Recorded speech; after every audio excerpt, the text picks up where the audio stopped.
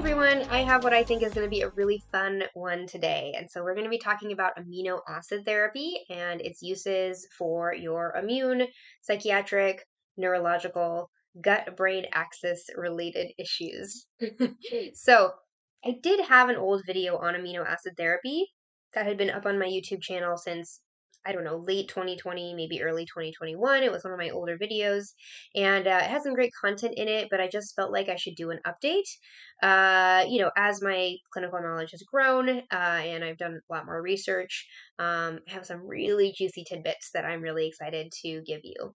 I also want to say that I kind of fell away from utilizing amino acid therapy for a while in my practice. I originally was using it quite a bit because amino acid therapy has been studied a lot for psychiatric benefits, right? So, amino acid therapy has been used in holistic psychiatry because of all the mental health benefits you can get by increasing your amino acid intake. And some of that is because of everything I discussed in my video on hormones and neurotransmitters. So if you haven't watched that video, I just posted it a couple months ago, so it should be not too far back in the queue. So you can go and watch that. I talk about a lot of amino acids in there that you can use therapeutically to boost different neurotransmitters and hormones in your body. So I'm going to try not to do a repeat and talk about those too much. But that was primarily how I got interested in amino acid therapy in the first place, was because of the potential psychiatric benefits of it. But, as I started working with people on more therapeutic diets, as opposed to kind of, people on standard diets coming into my mental health practice, um, I just started feeling like, well, I'm putting people on all these very high meat diets, right? These GAPS diets or otherwise ancestral or meat based diets. And, if you look on paper, it's like, okay, well, we should be easily meeting the RDA for these amino acids, just by having an adequate amount of meat in the diet. I mean, you eat between 10 and 12 ounces of meat a day, and you are well above the RDA of a lot of these amino acids, right? So I started thinking, like, well, there's no point in supplementing amino acids because people are getting plenty of these from their food, right? And as I have continued to work with folks, I am seeing that that is not the case. And I have kind of come back around to using amino acid therapy a lot more again, because I am finding that even people who are eating a meat based ancestral diet, eating a GAPS diet, they should on paper be getting plenty of these amino acids. They're still testing deficient when I test them with the nutrient panels, the more accurate nutrient panels that I will use in my practice. And, even not testing, just assessing symptoms, someone eating plenty of meat, they still are showing signs of deficiency. And when we supplement, they feel better. So I'm using this a lot more again in my practice. And I think it is because, first of all, a lot of people are dealing with compromised digestion. So even if they are technically eating enough protein, which is what amino acids are broken down from, they're not absorbing or breaking down all of it. And I do think with the high toxicity and the amount of damage in our tissues, and you will see as I go into this that a lot of these amino acids are important parts of our detoxification pathways, and also very important in the repair of damaged tissue. Well, that's most people's chronic illness, right? Compromised detoxification pathways are very high levels of toxicity in the body and a lot of damage in the tissues, in the nervous tissue, or in the gut lining, or elsewhere. And so maybe people are needing more of these amino acids than they can get consistently through their diet. All right. So, like I said, I am trying not to repeat some of the ones I talked about in my neurotransmitter and amino acid videos. You can go back and look at that. But the first one I'm going to talk about, and the first ones I talk about are all going to be essential amino acids. And this means that we cannot make these from other amino acids, right? So there are actually 22 or 21 or 22 amino acids, depending on what you count as an amino acid. There's always some controversy there.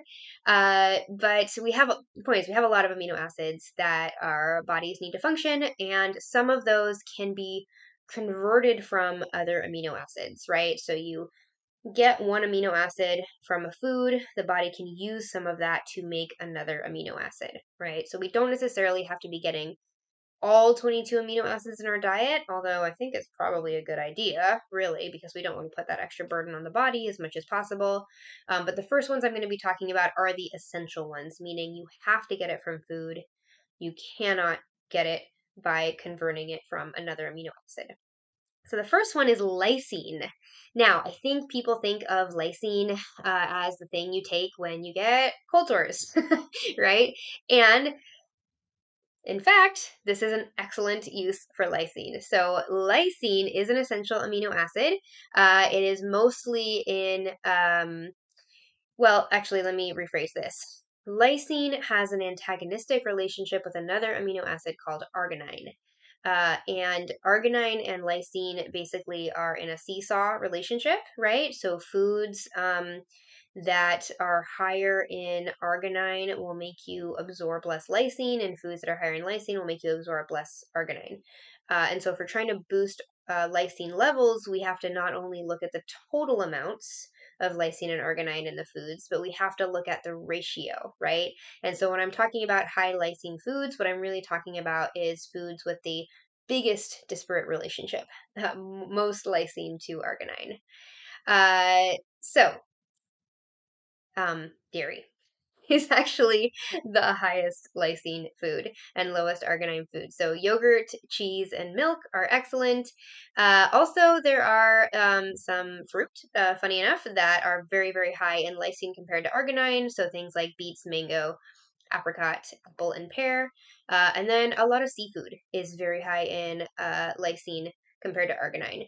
Now, I'm sorry, I should clarify, not shellfish, but fish, not so that kind of seafood. And then chicken is pretty high in lysine compared to arginine. So, why might you want more lysine in your diet? Well, back to cold sores, the reason would be if you have a chronic viral issue, right? So, a lot of the common viruses that people are getting, such as EBV or different types of shingles, right, or different types of herpes virus, these are repelled by a high lysine environment in the body. And so, a lot of times people will find that their body is able to keep out chronic viruses easier. They'll be able to recover from them easier if they have a very high lysine environment in their body. And so making sure that you are eating a lot of those high lysine foods and then maybe supplementing. And honestly, I have played with a lot of different antiviral herbs in my practice, and they're fine, right? Like I'm not against using antiviral herbs, but every time lysine just kicks out a cold sore or kicks out a herpes flare up or kicks out an EBV flare up so much faster than any of the antiviral herbs. This is a very powerful amino acid that will repel viruses. We don't know for sure how effective this is with COVID, although it does seem like anecdotally people are benefiting from it, but we obviously just haven't had any, really rigorous studies about this yet. But I think it's worth a try for sure. Now, lysine is also really important for collagen formation and immune support. So it stimulates our thymic gland, which produces white blood cells, and it helps with the synthesis of collagen in our tissues. So it's also really helpful if you have any kind of hypermobility or gut permeability or things like that. Okay, so uh, amino acids can be supplemented at pretty high doses. So for most of these that I'm going to be talking about, a low dose would be like 500 to 1,000 milligrams just to kind of get you started. But people often will supplement like 3 grams, 5 grams, even 10 grams of these amino acids. There's very little risk of overdose, except, I mean, if you're talking about like, there are studies where people are loading these amino acids at like amounts of like 30, 40, 50 grams, right? Which is a really kind of absurdly high amount. And so usually there's not a lot of risk with these until you get to those extremely high doses. So normal kind of ranges, which is usually between 1 and 5 grams, maybe up to 10, are very safe for most people. Okay, the next one I want to talk about is methionine. So, methionine is another essential amino acid, meaning we cannot convert it from other amino acids. We have to get it from food. And really, you've got to get methionine from meat. So, red meat like venison and beef are the highest sources of methionine. And then also some of the fish, such as cod, tuna, and snappa. And then also, chickens, eggs, and meat stock are very high sources of methionine. This is part of why meat stock is so therapeutic in the diet, because it's a very good source of methionine. Now, methionine brings methyl groups. So think methylation process. So if you have issues with methylation, which a lot of people are discovering they are, and methylation does a lot of things in the body. I mean, it is part of the whole like reading and repairing DNA process. It is part of how we, metabolize different nutrients like B vitamins, but it's also our liver detox pathways. And so if you have compromised methylation, methionine is something you really want to think about.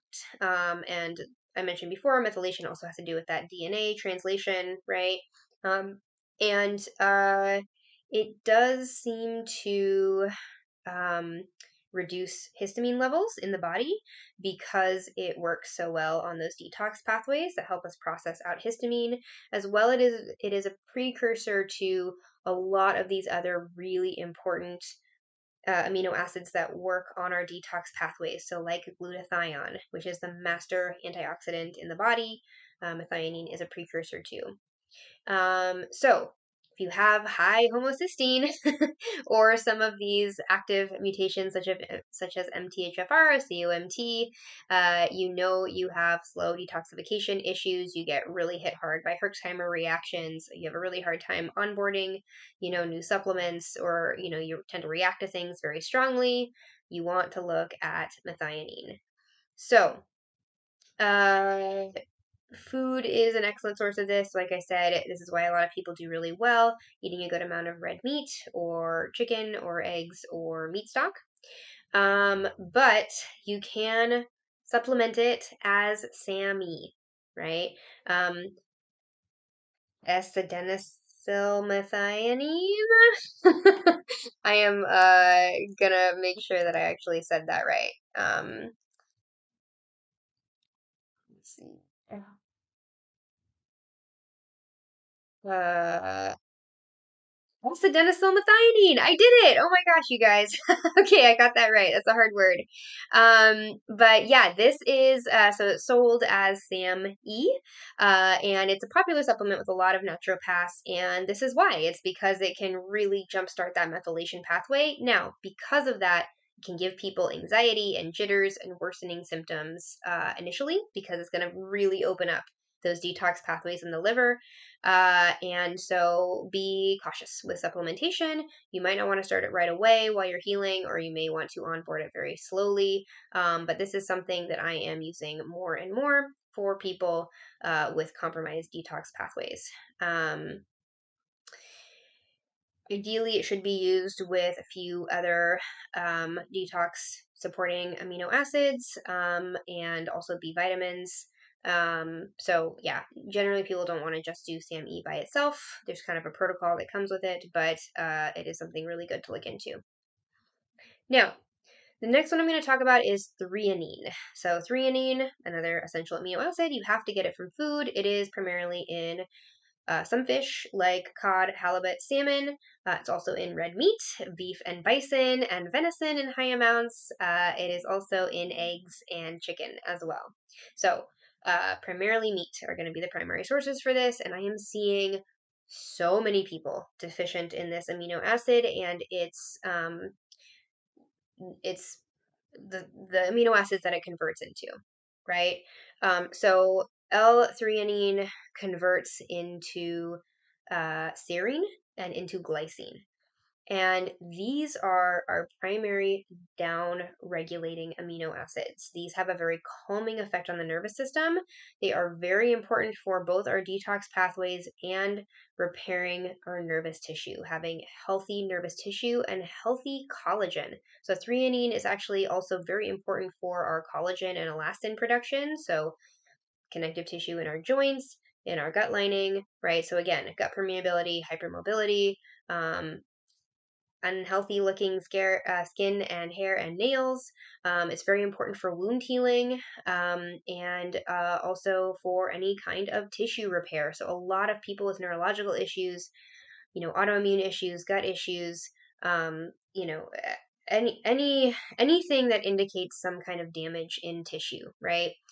Threonine is super important. That is how your body is going to just be able to physiologically heal. And so, what I'm seeing over and over again is that when people are not responding just to their therapeutic diet and kind of the basic supplement protocol that I often bring in for people, if we run a nutrient panel on them, and I usually use SpectraCell or another, high quality, more accurate nutrient test, this is what I see people deficient in over and over and over again. So this is the stubborn cases tend to just not have enough of this nutrient to really be repairing their tissues. And this is even if they're eating all the meat and eating all the eggs and eating all the meat stock, right? Sometimes it's just not enough for the level of damage people are dealing with. So we can certainly supplement threonine in itself, right? But often I am supplementing the things that it is converting into.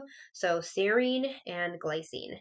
And some people do have a genetic mutation. Some people say, like, I tried glycine and I had a panic attack, right?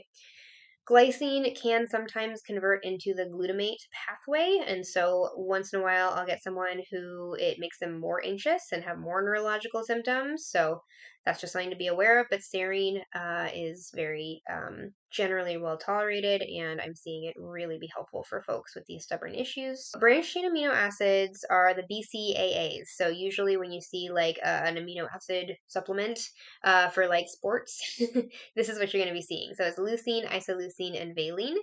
And these are the primary amino acids that stimulate muscle growth and repair, that help with our energy system, that help with also wound healing and recovery from illness, recovery from tough exercise, right, or intense exertion. So these are being used with great outcomes for people with really serious muscle wasting kind of diseases, such as ALS, or other neurological symptoms, such as tremoring, twitching, pacing, staggering, right? Like weird neurological symptoms. Sometimes this is what people are deficient in. Now, again, we want to eat the meats, right? So it's highest in things like eggs, halibut, cod, tuna, beef, venison, bison. You're seeing some themes here, right? Chicken, turkey.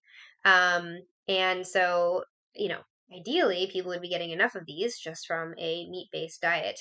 But if someone has, one of these conditions, then it may be warranted to supplement. And even athletes on high protein diets will often supplement these and say that it makes them recover from their intense exercise better. So there's something going on here where we're just helping the body catch up with all the raw materials it needs to do all this wound healing and recovery work that it needs to do. Generally, these should not be taken separately. They all kind of work together: leucine, isoleucine, and valine. There is just like a contraindication with some very severe mental illness that sometimes they are giving isoleucine by itself in cases of very severe like psychosis or hallucinations. But for most situations, they should all be taken together. Also, for eating disorders such as anorexia. So, there is some really interesting evidence that when you have really extreme deficiency of these branched chains amino acids, which may initially trigger anorexia and then be exacerbated by anorexia, um, it actually really contributes to a feeling of body dysmorphia, right? That people who don't have enough of these amino acids in their brain or in their nervous system will perceive themselves incorrectly, right? It actually becomes more of a neurological issue than like a psychological issue, right? So these are also being used for serious cases of anorexia. Okay. I will just do cysteine really, really quickly because this works in tandem with methionine. You often see cysteine and methionine talked about together in supplements or in clinical um, descriptions, right? So this is our primary sulfur-containing amino acid, and sulfur primarily neutralizes toxins alongside glutathione. So we talk about glutathione as our primary antioxidant detoxifying molecule, but cysteine also works alongside glutathione. And sulfur is a huge, important component in neutralizing a lot of toxins. And a lot of people have this really interesting phenomenon where they are reacting to sulfur, and so reacting to cysteine. And so some people who say that they have like sulfur sensitivity, right? It may be that they actually do need sulfur. It's just that they have gotten so compromised in their detox pathways that they're not breaking down the sulfur properly as it's converted. And so, but then they don't have enough sulfur to do the detoxifying job that is congesting the liver in the first place. And so you're kind of stuck in this loop, right? So molybdenum is the trace mineral that primarily helps us break down excess sulfur. And so often I am just starting people off taking some molybdenum so that they can be more tolerant to sulfur, because sulfur is so important for detoxing and having a healthy immune system and liver. So, if you have high toxicity, signs of liver congestion, if you have, basically, if you have a history of a lot of dysbiosis or heavy metal toxicity or things like that, you really want to look at cysteine. And generally, cysteine is supplemented as NAC, right? That's what NAC, N-acetylcysteine, is for. And a lot of people do take this for liver support or detox support, and this is why it is so effective. But you may need to take it with SAMe and some B vitamins and serine as well to get the full effect. Okay, this video has been going on long enough. I just love this stuff. I find it so fascinating. I hope this is helpful to get to know maybe some of the amino acids that I don't talk about as much on here. Now, if you want to make sure that you can deep dive into this stuff with us, please make sure you are checking out our new programs that we are launching on our website. We are onboarding people on a regular basis, and so there's always going to be something for you at Whole Body Healing.